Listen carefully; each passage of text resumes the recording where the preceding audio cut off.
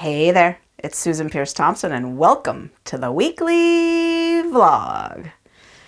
Oh, I'm so excited to finally release this vlog for you. I've been waiting to be able to do this for practically a whole month. And finally, I just got the word that the videos are ready so I can shoot this vlog. Okay, here's what I mean. This is the vlog where I finally get to recap for you my amazing, incredible, fabulous, couldn't have been better time in London last month for the International Food Addiction Consensus Conference, the Ador BLEs Conference, and a stay with Shift Recovery by Acorn by the sea in Margate. It was epic. So epic. And what I've been waiting for is the recordings to be ready for the Food Addiction Consensus Conference. There were, I believe, 11 presentations. They were of the highest caliber, and I wanted, when I shot this vlog, for you to have a link where you could access them. But it took them a long time to edit them, to make them available. It just took a while. It's all volunteers doing this work. And just thank you so much to Ruth and Alexis and Heidi and Jen. So many people are doing incredible work on a volunteer basis to make this happen. So let me back up and just from the beginning say, London has always been so good to me. I just love that city. And I was so excited for this trip. It was quite a long trip, not quite 2 weeks, but almost. And it's a long time for me to be away from my family these days. But this trip was worth it. So I flew there initially for the International Food Addiction Consensus Conference, and it was the first annual one. I didn't expect that they would be putting them on year after year, but they plan to. The next one will be in Mexico City, hopefully sometime in the fall, September of 2025. So stay tuned for that. You're invited. Okay. So the point of the conference was to showcase and present to the world a consensus statement that 40 professionals, me among them, have been working on for about a year to get clarity and consensus on some basic foundational things around food addiction. Like, what do we call the disorder? Is it a substance use disorder or a behavioral disorder? What do we know about it? What research is like solid? What research still needs to be done? Are there any things we can't agree on? Anyway, 37 out of 40 professionals signed on to the consensus statement, which at the link that I'm providing below, you can access the entire consensus statement. So it's detailed. I'm not going to read it to you. It's way more than, it's not bedtime reading material, but it's fascinating. And it won't take you that long to read it. And I recommend that you do. I want to speak to the main thing, which was that we decided that the disorder needs to be called ultra-processed food addiction. And I know that many people in the Bright Line Eating community, like me myself, are not initially thrilled with that. But I have come around, and I want to again pitch you on coming around to thinking that that is exactly what it should be called. It's brilliant. It's so needed. Here's the thing. When you put food addiction in there as a substance use disorder, in the DSM-5, in the ICD, in the addiction category where it belongs, because food addiction is an addiction thing. It's not a food thing. It's an addiction thing. It's right in line. Food addiction, drug addiction, nicotine addiction, alcohol addiction. It's right there in line with those.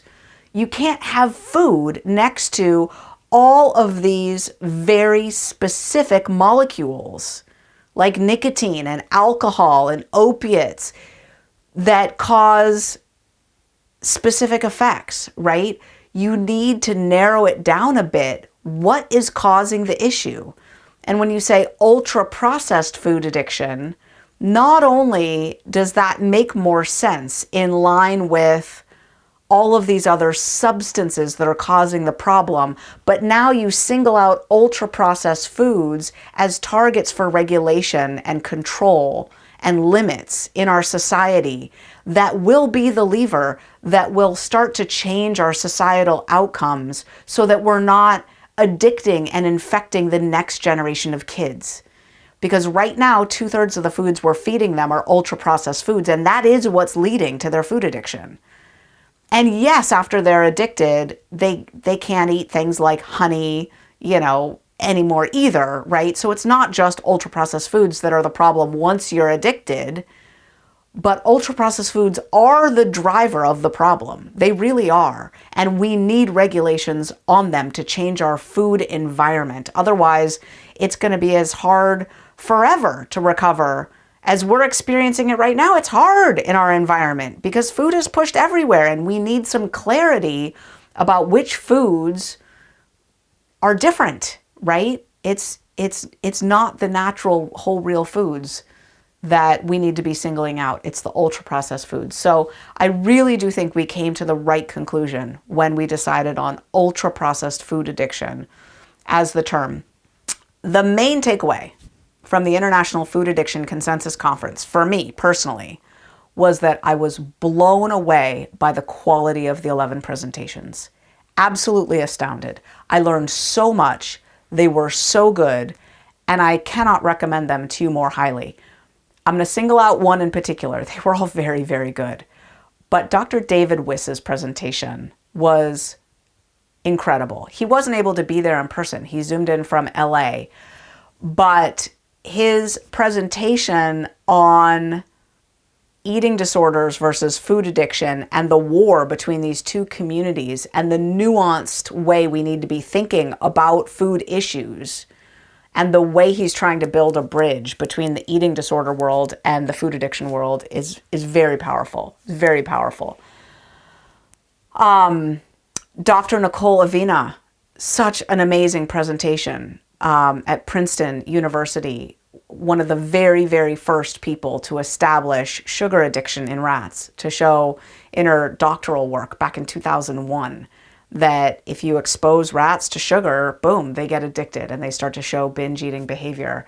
Amazing work. Erica Lafata, I learned so much from her, especially the way she talked about the NOVA scale. I've come on this vlog very skeptical about the NOVA scale because it's very unfortunate. They've got sugar and flour not listed as ultra-processed foods. They've got sugar and flour listed as culinary ingredients down in level 2, not level 4 ultra-processed foods.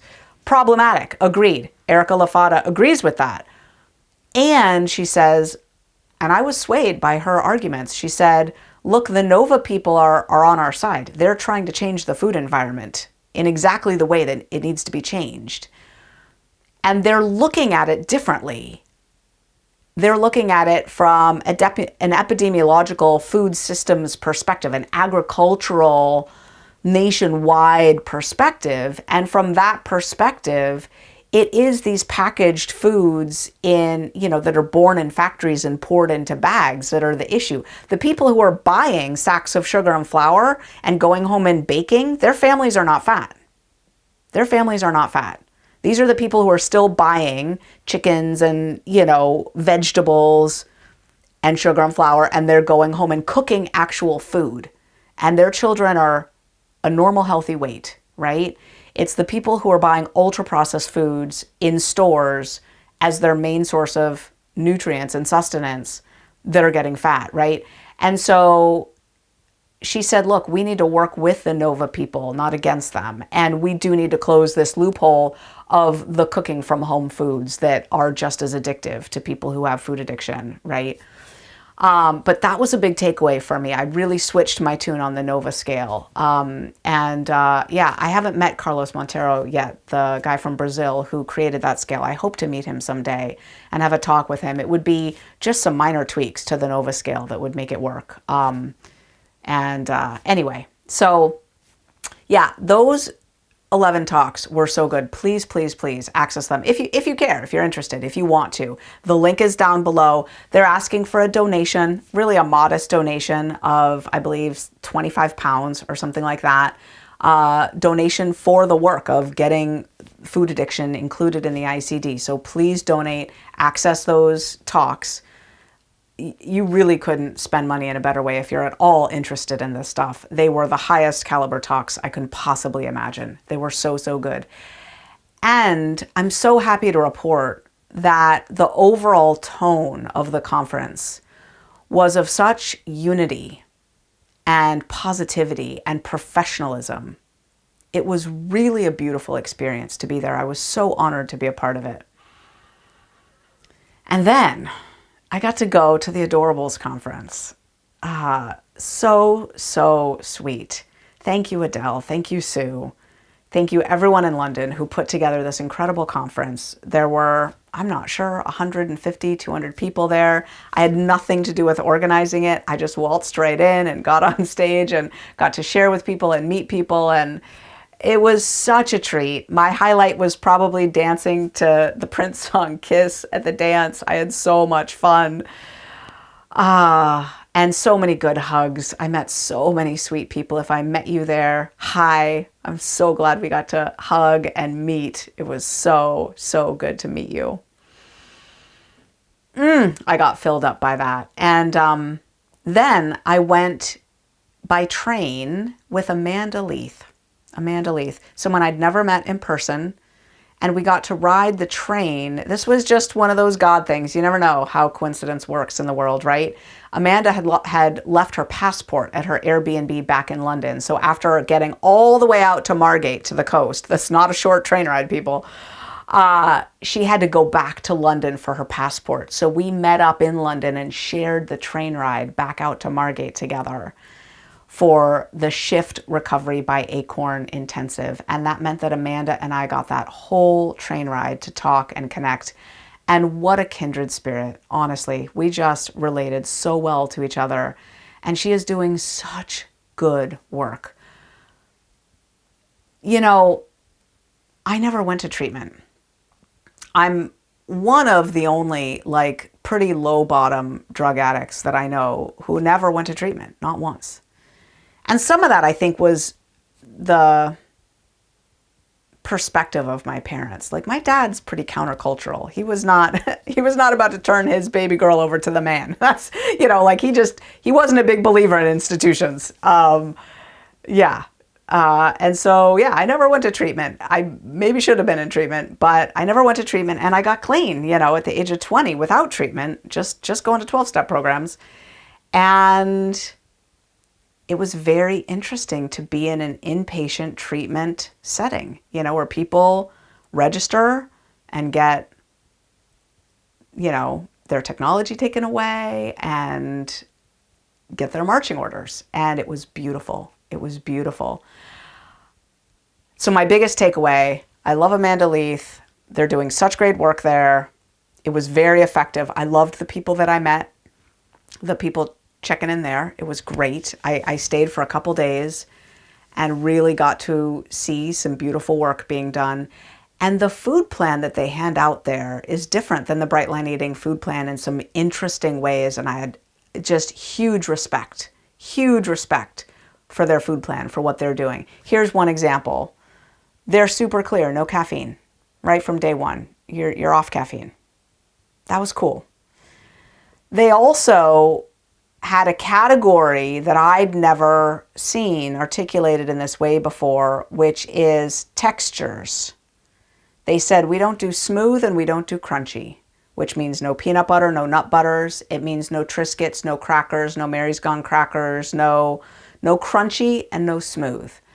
And I thought, oh, that's interesting. That's a thing. It really is. They also had 4 meals a day. They had, what's often called a metabolic adjustment at night. And I'm seeing more and more people who come from low bottoms with food addiction, more and more people who have binge eating disorder really benefit from a 4th meal, really benefit. And so that was interesting to see as well. The 4th meal is pretty automatizable because you eat your dinner, but then bedtime is automatizable, as we know from brushing teeth, right? So a 4th meal is pretty automatizable. It's not the healthiest from an autophagy standpoint. It's better to get the longer fasting window from dinner all the way to breakfast. But health isn't the top concern if you're still struggling with food addiction, right? Autophagy is a minor factor when you look at the negative impacts of still being active in your food addiction. So yeah, I'm a fan of that fourth meal for the people who need it. So anyway, then I left. I spent some wonderful time with friends and came home. I mean, like an evening with friends and then came home. It was a beautiful, beautiful trip. I, again, highly recommend you access those recordings. The link is below this video. If you're in the podcast, check the show notes, right? And you will enjoy those recordings. I gave the final talk of the Food Addiction Consensus Conference. Well, Robert Lustig gave some remarks right after mine, but my talk was the final full-length talk, and it was about what we had accomplished the day before.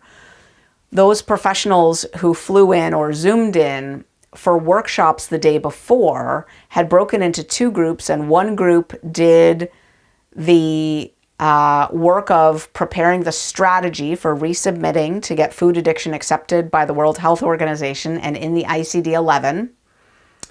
What they came to was they got very clear on their strategy, which is very research-focused and research-based, getting to know who's on the World Health Organization subcommittee, who's going to be reviewing their submission, and trying to get it done within the year. That's ambitious, but within 1 year, trying to get that submission accomplished. Last time, I believe, the application was submitted in March and we got a rejection letter by November. So it was a very thoughtful, very detailed rejection letter. We'll see if we can get a submission done by September of 2025, that next conference. That would be amazing and remarkable and wonderful. And, some months after that, we would get word. The other subcommittee I was a part of, and our task was to outline some studies that would fill gaps or holes in the research literature to help and expedite getting food addiction listed, ultra-processed food addiction listed in the ICD-11 and the DSM-5.